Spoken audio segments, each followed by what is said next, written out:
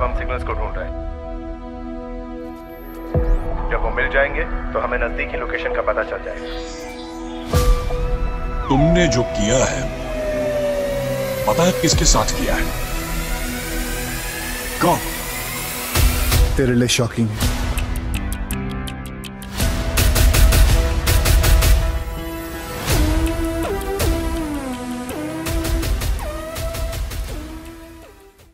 साल 1920 में मध्य प्रदेश के एक छोटे से गांव में एक लड़के का जन्म हुआ जिसका नाम सुल्तान पड़ा।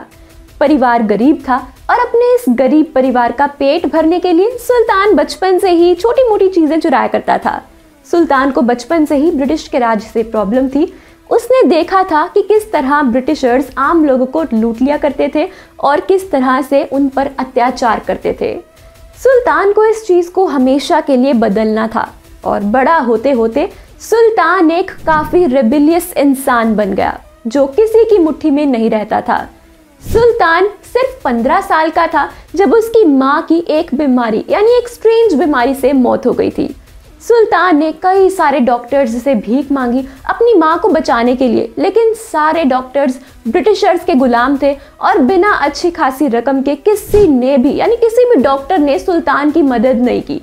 उसी इंसिडेंट के बाद सुल्तान ने यह फैसला किया कि वो ब्रिटिश सरकार के खिलाफ अपना रिवॉल्ट शुरू करेगा और जितने भी अमीर लोग हैं उन्हें लूट के उनके पैसे गरीबों में बांटेगा ताकि किसी को भी वो दिन देखना ना पड़े जो सुल्तान ने देखा। सुल्तान धीरे धीरे अपनी एक टीम बनाने लगा और वो सब मिलकर अमीर लोगों को लूटने लगे और उनके लूटे हुए पैसे गरीबों में बांटने लग गए। ये देखते हुए सुल्तान को गरीबों का सहारा मिला और वो गांव का मसीहा बन गया। सुल्तान बड़े बड़े नेताओं से भिड़ जाता था जो ब्रिटिशर्स की मदद करते थे।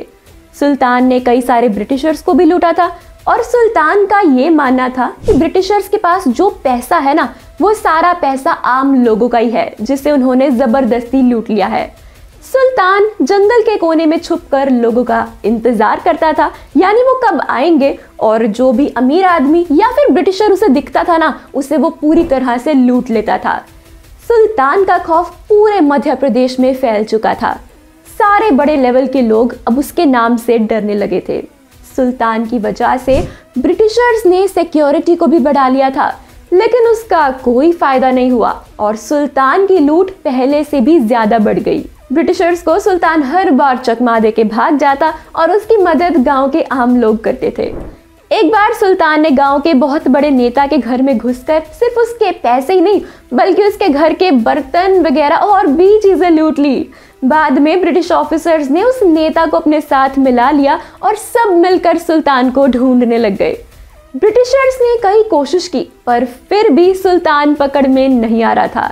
कई कोशिशों के बाद जाके ऑफिसर्स ने सुल्तान के एक साथी को पकड़ा और उसे लालच दिया बहुत सारे पैसे और दौलत देने की, अगर वो सुल्तान के ठिकाने के बारे में उन्हें बता दे।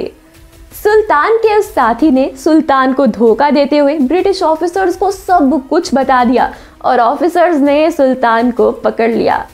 शोले मूवी के अगले पार्ट के बारे में बात करें तो हमें कुछ ऐसे ही डाकू के बारे में दिखाया जा सकता है जिसके काम अच्छे होंगे लेकिन उसके काम करने का तरीका गलत होगा।